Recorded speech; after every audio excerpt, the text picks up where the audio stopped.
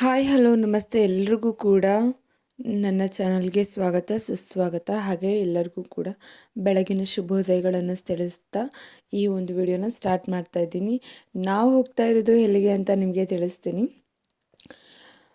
ನಾವು ಹೋಗ್ತಾ ಇರೋದು ಬಂದು ಬಳ್ಳಾರಿ ಜಿಲ್ಲೆಯ ಕೂಡ್ಲಿಗಿ ತಾಲೂಕಿನ ಕಾನಹೊಸಳ್ಳಿ ಅಂತ ಊರು ಬರುತ್ತಲ್ವ, ಅದರಿಂದ ಜಸ್ಟ್ ಒಂದು 10 ಕಿಲೋಮೀಟರ್ ಡಿಸ್ಟೆನ್ಸ್, 10 or 15 ಕಿಲೋಮೀಟರ್ ಡಿಸ್ಟೆನ್ಸಲ್ಲೇ ಇರುವಂತಹ ಶ್ರೀ ಕ್ಷೇತ್ರ ಗಾಣಗಟ್ಟೆ ಮಾಯಮ್ಮ ದೇವಸ್ಥಾನಕ್ಕೆ ಹೋಗ್ತಾ ಇದ್ದೀವಿ.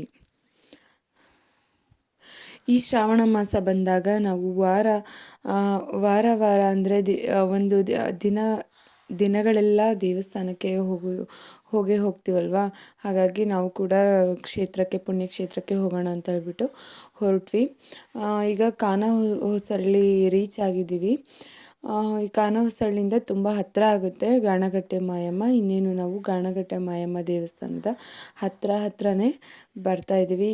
ಇದು ಗಾಣಗಟ್ಟೆ ಮಾಯಮ್ಮ ದೇವಸ್ಥಾನದ ಆರ್ಚಿಂದ ನಾವು ಏನು ಮುಖ್ಯದ ಮಹಾದ್ವಾರ ಅಂತ ಹೇಳ್ತೀವಲ್ವ, ಅದರಿಂದ ಮುಂದೆ ಹೋದಾಗ ನಮಗೆ ದೇವಸ್ಥಾನ ಸಿಗುತ್ತೆ. ಮುಂಚೆಗಿಂತ ಈಗ ದೇವಸ್ಥಾನ ತುಂಬ ಅಂದರೆ ತುಂಬ ಬದಲಾಗಿದೆ. ತುಂಬ ಚೆನ್ನಾಗಿ ಮಾಡಿದ್ದಾರೆ ಮುಂಚೆ ಇದಕ್ಕೂ ಈಗ ಹೋಲಿಸಿದ್ರು.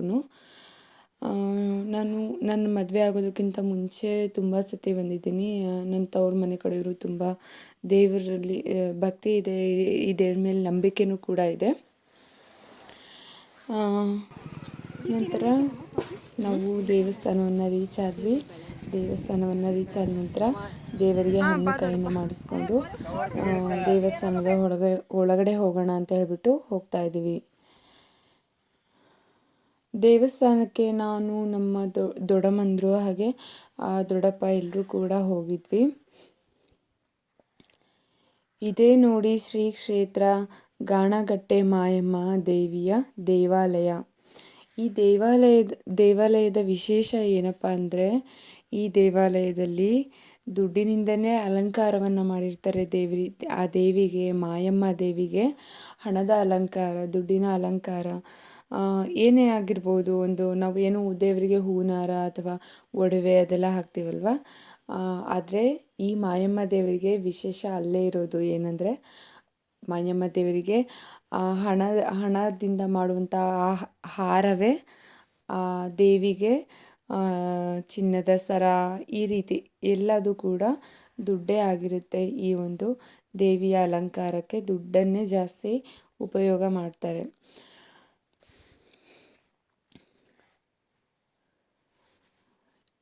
ಈ ದೇವಾಲಯದ ಗೋಪುರ ಕಟ್ಟೋದಕ್ಕಿಂತ ಮುಂಚೆನೂ ನಾನು ನೋಡಿದ್ದೆ. ಅದು ಕಟ್ಟಡ ಕಟ್ಟುವಂತಹ ಟೈಮಲ್ಲೂ ಕೂಡ ನಾನು ಬಂದಿದ್ದೆ. ಅದಾದಮೇಲೂ ಕೂಡ ಬಂದಿದೆ, ಎಲ್ಲ ಕಂಪ್ಲೀಟ್ ಫಿನಿಶ್ ಆದಮೇಲೂ ಕೂಡ ಬಂದಿದೆ. ತುಂಬ ಚೆನ್ನಾಗಿದೆ ದೇವಸ್ಥಾನ, ತುಂಬ ವಿಶಾಲವಾಗಿದೆ.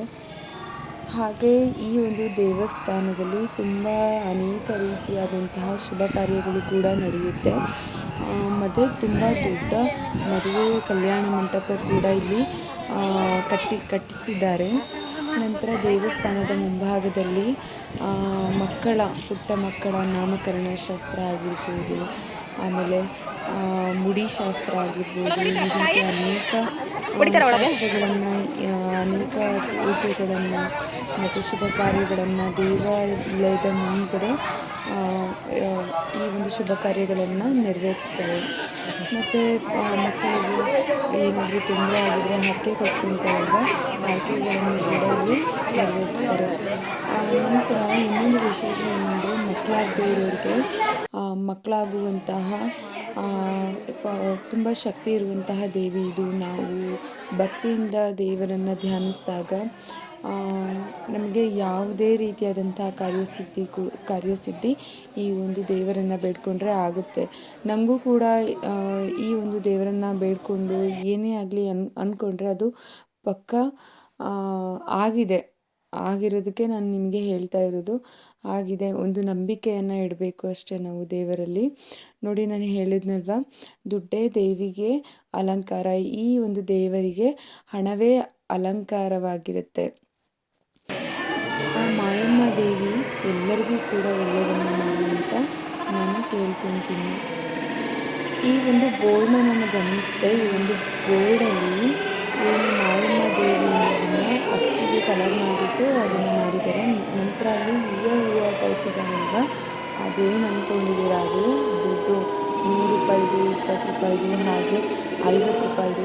ರೂಪಾಯಿದು ಹಳೆ ನೋಟು ಹೊಸ ನೋಟ್ ಬರುತ್ತಲ್ವ ವೆರೈಟಿ, ಆ ನೋಟ್ಗಳನ್ನು ಈ ಥರ ರೌಂಡಾಗಿ ಮಡಚಿ ಆ ರೀತಿ ಡಿಸೈನ್ ಮಾಡಿದ್ದಾರೆ. ಎಲ್ಲ ಅಲಂಕಾರದ್ದು ದುಡ್ಡಿನಿಂದನೇ ಎಲ್ಲ ರೀತಿಯ ಅಲಂಕಾರವನ್ನು ಈ ದೇವಸ್ಥಾನದಲ್ಲಿ ದೇವರಿಗೆ ಮಾಡಲಾಗುತ್ತೆ.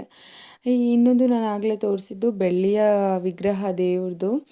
ನಂತರ ಇದು ಜ್ಯೋತಿ ಹಾಗೆ ರಾಮಚಂದ್ರ ಅನ್ನುವಂತಹ ದಂಪತಿಗಳು ಎಷ್ಟು ಸುಂದರವಾಗಿ ನಾಣ್ಯಗಳನ್ನು ಜೋಡಿಸಿ ದೇವಾಲಯದ ಗೋಪುರ ಥರ ಮಾಡಿದಾರಲ್ವ. ನನಗಂತೂ ಇದು ಸೆಂಟರ್ ಆಫ್ ಅಟ್ರಾಕ್ಷನ್ ಅನ್ನಿಸ್ತು. ನಾನಿದು ನೋಡಿರಲಿಲ್ಲ, ಬಟ್ ಇವಾಗ ನೋಡಿದೆ. ನಾನು ಲಾಸ್ಟ್ ಟೈಮ್ ಬಂದಾಗ ನೋಡಿರಲಿಲ್ಲ, ಇವಾಗ ನೋಡಿದೆ. ಅದನ್ನು ನೋಡಿ ನಂಗೆ ತುಂಬ ಖುಷಿ ಆಯಿತು. ಹಾಗೆ ದೇವಸ್ಥಾನದ ದರ್ಶನವನ್ನು ಮುಗಿಸ್ಕೊಂಡು ಪ್ರದಕ್ಷಿಣೆಯನ್ನು ಕೂಡ ಹಾಕಿ ನಾನು ನಮ್ಮ ದೊಡ್ಡಮ್ಮಂದರು ಹಾಗೆ ದೊಡ್ಡಪ್ಪ ಎಲ್ಲರೂ ಕೂಡ ದೇವಾಲಯದ ಮುಂದ್ಗಡೆ ಒಂದೆರಡು ಫೋಟೋ ಹಾಗೆ ಸೆಲ್ಫೀಸನ್ನು ತಗೊಂಡ್ವಿ. ಹಾಗೆ ಇಲ್ಲೊಂದು ಒಂದು ಪವಾಡ ರೀತಿ ಕೂಡ ನಡೆಯುತ್ತೆ. ದೇವಾಲಯದ ಹಿಂದ್ಗಡೆ ಪ್ರದಕ್ಷಿಣೆ ಹಾಕಬೇಕಾದ್ರೆ ಅಲ್ಲಿ ಅಮ್ಮನ ಕಲ್ಲಿರುತ್ತೆ, ಹರಕೆ ಕಲ್ಲು ಅಂತೀವಲ್ವ, ಅದನ್ನು ನಾವು ಅಂದ್ಕೊಂಡು ಎತ್ತಿದ್ರೆ ಹಗೂರವಾಗಿ ಬರುತ್ತೆ. ಆ ಕೆಲಸ ಆಗಲಿಲ್ಲ ಅಂದರೆ ಅದು ಭಾರವಾಗಿ ಅಲ್ಲೇ ಕೂರುತ್ತೆ. ಈ ರೀತಿಯಾದಂತಹ ಪದ್ಧತಿಯೂ ಕೂಡ ಆ ದೇವಸ್ಥಾನದಲ್ಲಿ ಇದೆ. ನಾನು ಕೂಡ ಅದನ್ನು ತುಂಬ ಸತಿ ಮಾಡಿದ್ದೀನಿ, ಬಟ್ ಆ ವಿಡಿಯೋ ಕ್ಯಾಪ್ಚರ್ ಮಾಡೋಕ್ಕಾಗಲಿಲ್ಲ. ನಂತರ ಮಕ್ಕಳಿಗೆ ಬೇಕಾದಂತಹ ಆಟಿಕೆಗಳು,